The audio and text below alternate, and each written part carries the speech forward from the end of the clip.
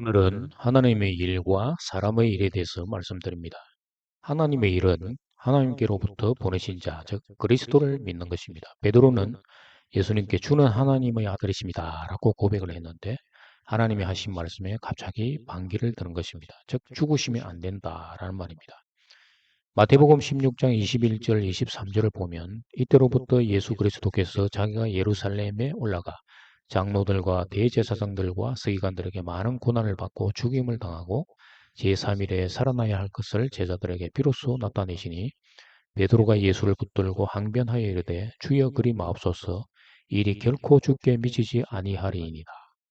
예수께서 돌이키시며 베드로에게 이르시되 사탄아 내 뒤로 물러가라 너는 나를 넘어지게 하는 자로다. 너가 하나님의 일을 생각하지 아니하고 도리어 사람의 일을 생각하는도다 하시고 베드로가 한순간 하나님의 일을 부인하는 것과 같은 일을 하므로 사탄이 베드로를 기소하려고 하는 순간 예수 그리스도께서 베드로를 보호하려고 사탄을 물리치는 것입니다. 그리고 베드로에게 꾸짖었습니다. 사람의 일을 생각함으로 예수님을 넘어지게 하려 한다는 것입니다. 베드로는 닭이 3번 올 때까지 예수를 3번 부인했습니다. 그리고 예수님은 십자가에서 죽으셨습니다. 3번 부인한 베드로는 마태복음 26장 75절에서 살펴보면 이에 베드로가 예수의 말씀에 닭 울기 전에 내가 3번 나를 부인하리라 하심이 생각이 나서 밖에 나가서 심히 통곡하니라. 그러나 부활하신 예수 그리스도는 베드로를 찾아가 다시 한번 하나님 나라를 전파하도록 임무를 맡기셨던 것입니다. 베드로와 같은 경우가 사도행전 21장 10절에서 14절의 내용에 있습니다.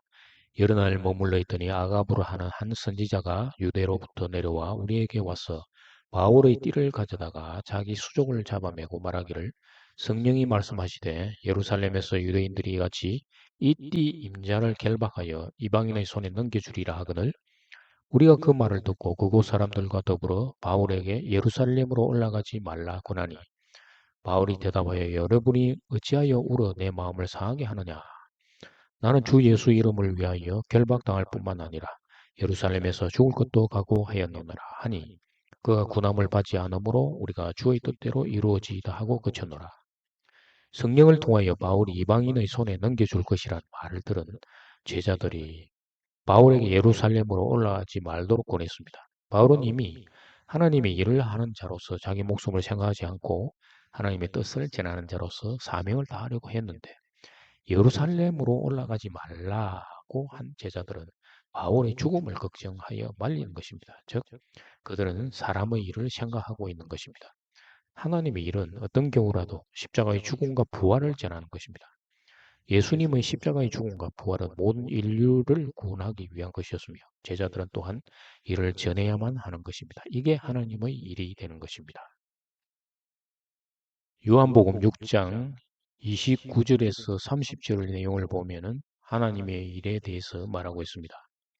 예수께서 대답하여 이르시되 하나님께서 보내신 이를 믿는 것이 하나님의 일이니라 하시니 그들이 묻되 그러면 우리가 보고 당신을 믿도록 행하시는 표적이 무엇이니까 하시는 일이 무엇이니까 하나님께서 보내신 이는 하나님의 아들 예수 그리스도이시며 예수 그리스도를 믿는 것입니다. 무엇을 믿으라는 것입니까? 6장 38절 40절을 보면 내가 하늘에서 내려온 것은 내 뜻을 행하려 함이 아니요 나를 보내신 이의 뜻을 행하려 함이니라. 나를 보내신 이의 뜻은 내게 주신 자 중에 내가 하나도 잃어버리지 아니하고 마지막 날에 다시 살리는 이것이니라. 내 아버지의 뜻은 아들을 보고 믿는 자마다 영생을 얻는 이것이니 마지막 날에 내가 이를 다시 살리리라 하시니라. 6장 40절의 내용은 우리 한글 성경 개역 개정은 좀 의미가 이해가 참 어렵게 되어 있는데 헬라어 성경을 보면은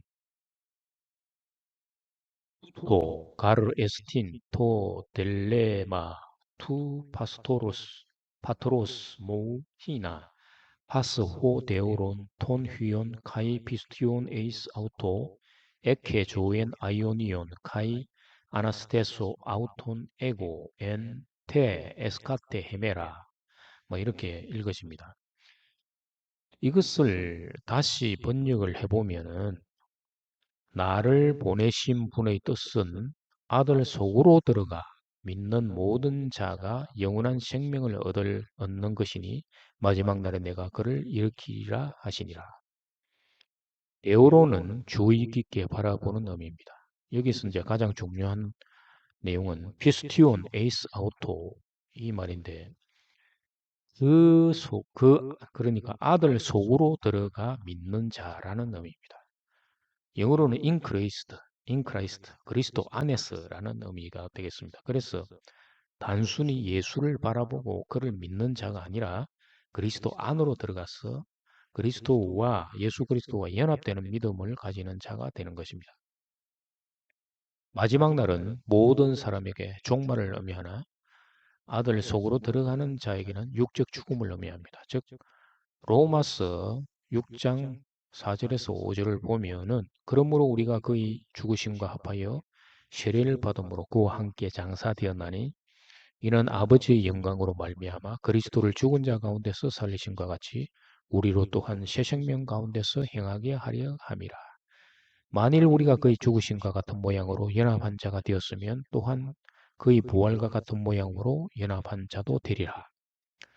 아들 속으로 들어가 믿는 자는 그리스도 안에서 믿는 것입니다. 십자가에서 죽고 부활한 자 그리스도와 연합되는 믿음인 것입니다. 그래서 사도 바울은 갈라디아서 3장 23절에서 25절에서 믿음이 오기 전에 우리는 율법 아래 매인바 되고 계시될 믿음의 때까지 갇혔느니라. 이같이 율법이 우리를 그리스도께로 인도하는 초등교사가 되어 우리로 하여금 믿음으로 말미암아 어렵다함을 얻게 하리 함이라. 믿음이 온 후로는 우리가 초등교사 아래에 있지 아니하도다. 이렇게 말하고 있습니다. 결국 하나님의 일은 그리스도 안으로 들어가 영생을 얻게 하는 것이 되는 것입니다. 그리스도 안으로 들어가기 위해서는 두 번 죽으라는 것입니다. 물 세례로 첫, 첫 번째 죽음은 물 세례인데 물 세례로 죄에 대해서 죽고 두 번째 죽음은 불과 성령으로 이전의 혼, 즉 육적 몸은 불에 타 죽고 성령의 능력으로 새로운 혼, 영의 몸으로 옷을 갈아입으라라는 것입니다. 영의 옷은 그리스도의 옷을 의미하는데 갈라디아서 3장 27절에서 누구든지 그리스도와 합하기 위하여 세례받은 자는 그리스도로 옷 입었느니라 이렇게 말하고 있습니다. 영의 몸에 대해서 고린도전서 15장 44절 45절에서 설명을 하고 있는데 육의 몸으로 신고 신령한 몸으로 다시 살아나나니 육의 몸이 있은즉 또 영의 몸도 있느니라. 기록된 바 첫사람 아담은 생령이 되었다 함과 같이 마지막 아담은 살려주는 영이 되었나니 이게 생령이라고 되어 있는데 헬라어는 보면은 브슈케 조한 이렇게 되어 있는데 브슈케 조한은 살아있는 혼입니다. 혼. 육체로부터 받은 혼은 반드시 죽게 되어 있습니다. 그래서 예수와 함께 죽고 하늘로부터 오는 혼, 영의 몸을 입으라는 말입니다. 결국 영의 몸은 그리스도의 옷이 되겠습니다.